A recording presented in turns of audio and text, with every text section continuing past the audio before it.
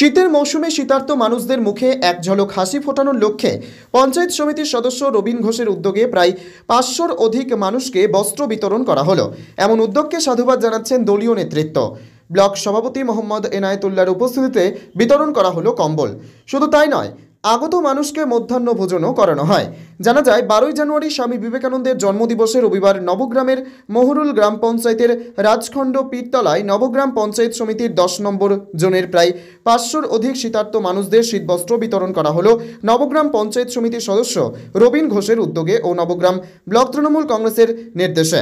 পাশাপাশি সহযোগিতায় ছিলেন গ্রাম পঞ্চায়েত সদস্য সোনালী খাতুন, অপর্ণা ঘোষ, দিলীপ কিসকো। পাশাপাশি এদিন আগত সকল মানুষকে মধ্যাহ্ন ভোজনও করানো হয়। শীতবস্ত্র হিসেবে তাদেরকে তুলে দেওয়া হয় কম্বল। এদিন ১০ নম্বর জোনের বিভিন্ন প্রান্ত থেকে আগত মানুষজন জানান তারা অত্যন্ত খুশি, কারণ বিগত দিনে এমন উদ্যোগ দেখেনি তারা। স্বামী বিবেকানন্দের জন্মদিবসে রবিন ঘোষ সহ অন্যান্য সহযোগীদের এমন উদ্যোগকে সাধুবাদ জানিয়েছেন দলীয় নেতৃত্ব থেকে স্থানীয় মানুষজন।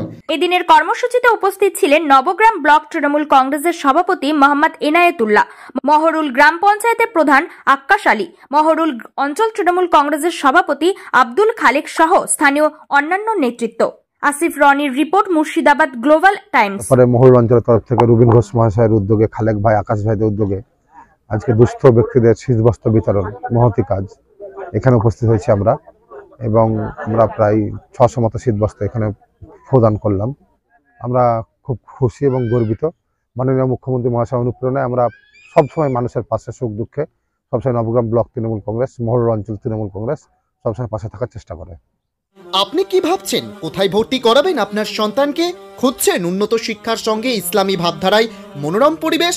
তবে আজই যোগাযোগ করুন গ্রিন মডেল একাডেমিতে। আজকে ১২ জানুয়ারি, আজকে বিশ্ব যুব দিবস, বিবেকানন্দের জন্মদিন। এই দিনটাকে স্মরণ করেই আমরা মমতা ব্যানার্জির অনুপ্রেরণায় আরও আগে দেওয়া উচিত ছিল, কিন্তু আমরা একটা বিশেষ দিন নির্বাচন করার জন্য এই দিনটা নির্বাচন করেছি। খুব চেষ্টা করেছিলাম, অনেকের কাছে কালেকশন নিয়েছি, গ্রাম থেকে চাঁদা করেছি। চাঁদা করার পরে আমরা ১০০-২ মতো এখন কম্বল বিতরণ করলাম। আরও ২০০ মতো করবো। একটু মধ্যাহ্ন ভোজনের ব্যবস্থা করেছি। এই দিনটাকে স্মরণ করে আগামী বছর বা প্রতি বছর দেওয়ার চেষ্টা করছি আমরা। এখন দেখা যাক কতটা পারছি। আজকে মোটামুটি ১০০-৫ মতো বিলি করব। তারপরে আগামী দিনে আরও প্রয়োজন হয় সেটা আমরা ব্যবস্থা করব। খুবই ভালো লাগলো। আজকে একটা শুভ দিন, একটা মহৎ দিন। আজকে স্বামী বিবেকানন্দের জন্মদিন। আমাদের মামাটি মানুষ সরকারের সম্মানীয় মুখ্যমন্ত্রী এই দিনগুলোকে খুবই গুরুত্ব দিয়ে পালন করেন। ঠিক এই দিনেই আমাদের দলের নির্দেশে আমাদের এই জনের পঞ্চায়েত সমিতির সদস্য রবিন ঘোষ মহাশয় আজকে নিজের উদ্যোগে বস্ত্র বিতরণের আজকে আয়োজন করেছেন।